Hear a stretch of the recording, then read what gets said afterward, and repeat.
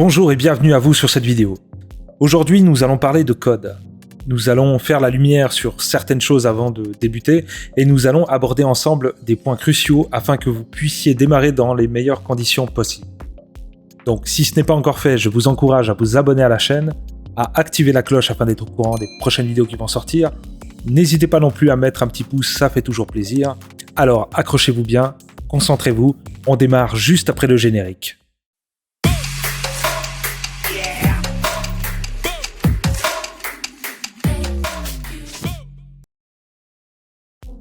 Le secret pour commencer à coder dès aujourd'hui, ça va être d'assimiler et de comprendre les points qui vont suivre dans cette vidéo.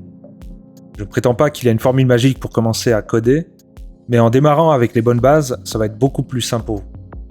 Si vous avez suivi les précédentes vidéos dans l'ordre, vous avez donc maintenant les bases nécessaires au niveau du terminal, au niveau du logiciel, ainsi que au niveau du système d'exploitation pour commencer à coder, et tout ça gratuitement, bien évidemment. Donc si ce n'est pas encore fait, je vous invite à commencer par le début. Rentrons à présent dans le vif du sujet.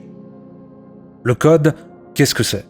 Le code, c'est avant tout du texte, des instructions que nous allons écrire dans un langage spécifique et nous allons demander à l'ordinateur de les interpréter et de les exécuter. Quand vous écrivez un programme, vous allez devoir le compiler afin que l'ordinateur puisse l'exécuter. Donc on va devoir voir ensemble d'abord comment fonctionne un ordinateur. Un ordinateur, ça parle et ça comprend le binaire. Le langage binaire, c'est ce qu'on appelle un langage de bas niveau. Ce sont des suites de 1 et de 0. Plus un langage de programmation s'approche du langage humain, plus il est de haut niveau. Plus il se rapproche du langage de la machine, plus c'est un langage de bas niveau. Donc, si vous lui donnez votre code source tel quel, il ne va pas savoir le lire ni l'interpréter, c'est là qu'entre en jeu le compilateur. Donc, compiler votre code source créera un fichier exécutable et qui pourra être lu par votre ordinateur. Et il va falloir qu'on parle de la mémoire. Un ordinateur a deux types de mémoire. La mémoire vive, plus communément appelée la RAM, qui est représentée par les fameuses barrettes de RAM, et la mémoire de stockage. La mémoire vive est utilisée pour stocker temporairement les données nécessaires à l'exécution des programmes. La mémoire de stockage, quant à elle, est utilisée pour stocker des données de manière permanente, même lorsque l'ordinateur est éteint. C'est votre disque dur. Lorsqu'un programme est exécuté, les instructions sont stockées dans la mémoire vive pour une exécution rapide. Cependant, la mémoire vive est limitée. Donc si les programmes utilisent trop de mémoire, l'ordinateur pourrait ralentir ou même planter. C'est pourquoi il est important d'écrire un code efficace qui utilise la mémoire de manière optimale. Il est temps à présent de parler des différents langages de programmation et par où commencer. Alors tout dépend de votre objectif et de ce que vous voulez réaliser.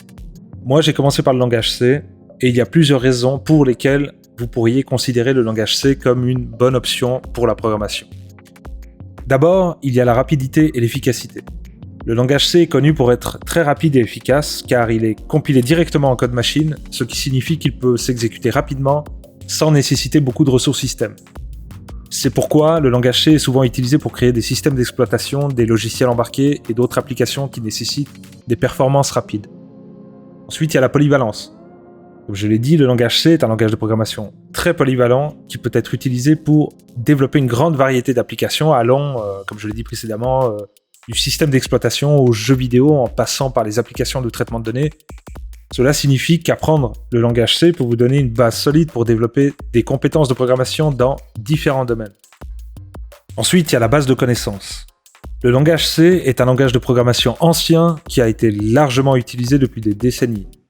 Ça signifie qu'il y a une grande quantité de ressources, de documentation et d'outils disponibles pour les développeurs qui travaillent en C.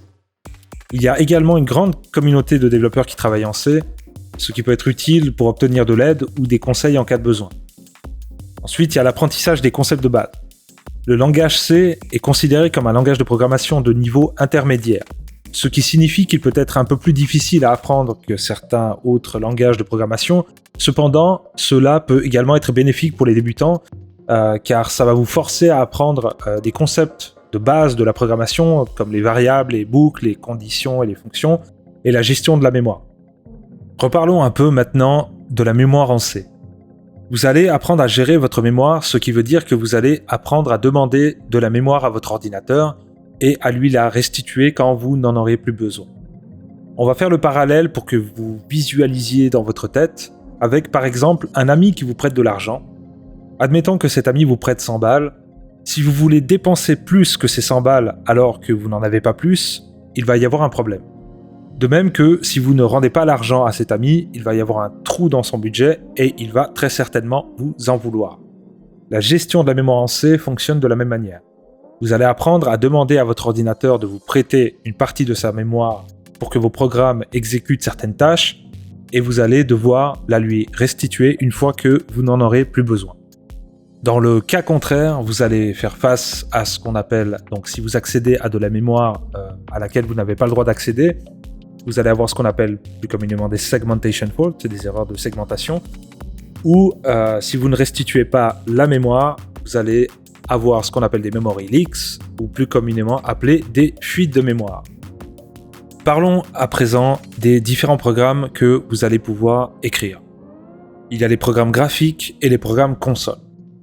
Les programmes graphiques et les programmes console sont deux types de programmes différents, chacun ayant ses avantages et ses inconvénients.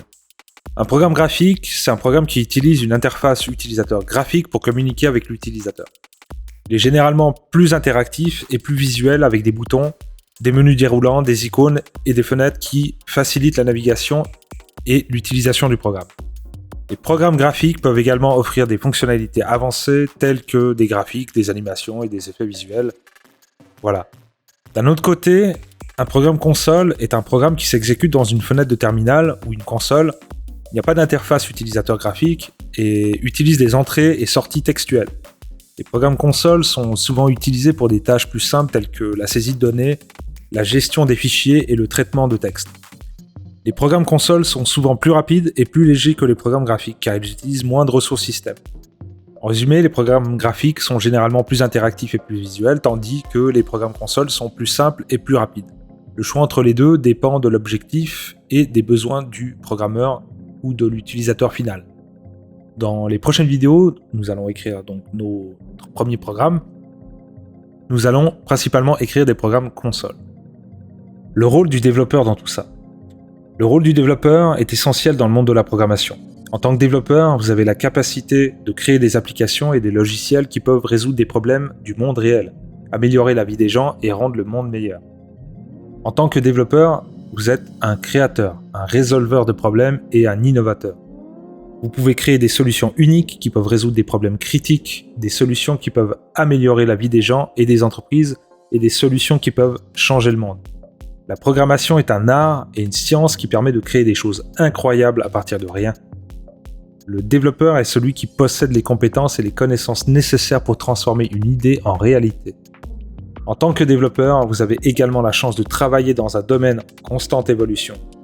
Vous pouvez apprendre constamment de nouvelles technologies et de nouveaux langages de programmation, découvrir de nouvelles méthodes de travail et rester à jour avec les dernières tendances de l'industrie. Si vous êtes un développeur passionné, il est important de vous rappeler que votre travail a un impact réel sur le monde. Vous pouvez contribuer à faire avancer les choses, à résoudre des problèmes majeurs et à améliorer la vie de ceux qui vous entourent. Alors si vous êtes prêt à faire partie de la communauté des développeurs, je vous encourage à poursuivre votre passion et à continuer à créer des choses incroyables. Le monde a besoin de vous et de votre travail. En conclusion, la programmation est un processus qui implique l'écriture de code dans un langage spécifique, la compilation de ce code en un fichier exécutable et l'exécution de ce fichier sur un ordinateur. Ça nécessite une compréhension de la mémoire de l'ordinateur, des compétences en résolution de problèmes et de la patience. Voilà, la vidéo touche à présent à sa fin. Dans cette vidéo, nous avons pu voir l'introduction à la programmation, ce que ça implique, quelques rudiments du langage C. Dès la prochaine vidéo, nous allons commencer à développer nos premiers programmes, à apprendre les premiers concepts de base de la programmation avec des cas pratiques. N'hésitez pas à revoir les anciennes vidéos afin de vous préparer aux prochaines vidéos qui vont sortir et à avoir les outils nécessaires pour travailler. Si vous avez des suggestions ou des corrections à apporter, n'hésitez pas à me laisser un commentaire en dessous de cette vidéo, je me ferai un plaisir de vous lire. La prochaine vidéo sort dans 2 semaines. D'ici là, portez-vous bien, je vous dis ciao ciao.